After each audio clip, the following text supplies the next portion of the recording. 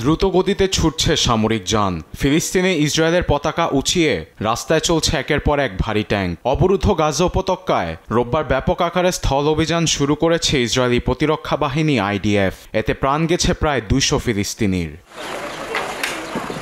আবার গাজার উত্তরের দিকে দেখা যায় বসতবাড়ি মাটির সঙ্গে গুঁড়িয়ে দিতে লাইন ধরে ঢুকছে একাধিক বুলডোজার। বানানো হয়েছে ইসরায়েলি মিলিটারি ক্যাম্প। এমন পরিস্থিতিতে ইসরায়েলি সামরিক বাহিনীর মুখপাত্র এফি ডেফরিন বলেন, গাজায় শুরু হয়েছে operation গিডিয়ানস chariot.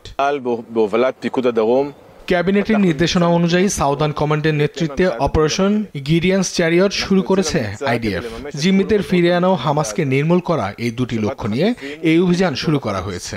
Mite of source ও দ্য চ্যারিয়টস অব গ্রিনিয়ার্স এর পর এবার যুদ্ধের পরবর্তী ধাপে আমরা পা রাখছি।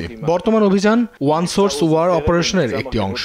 এর মাধ্যমে আমরা গাজার সামরিক নিয়ন্ত্রণ বাড়ানোর পাশাপাশি সাধারণদের অন্যত্র স্থানান্তর করব।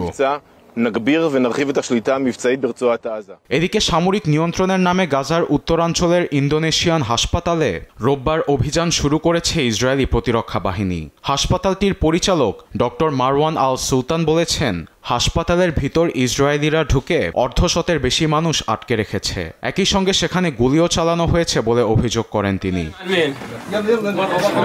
এদিকে গাজায় 2 মাসের বেশি সময় ধরে ত্রাণ সহায়তা বন্ধ থাকায় তা অবশেষে শুরু করার ঘোষণা দিয়েছে ইসরায়েলি প্রধানমন্ত্রী নেতানিয়াহু। রোববার তিনি বলেন, ত্রাণ ঢুকতে দেয়া হলেও তা হবে সীমিত আকারে। খাদ্য ঘাটতির অভাব মেটাতে একমাত্র সাধারণ মানের খাবারই ঢুকবে। তবে এটি কবে থেকে কার্যকর করা হবে তা এখনও জানাননি ইসরায়েলি প্রধানমন্ত্রী।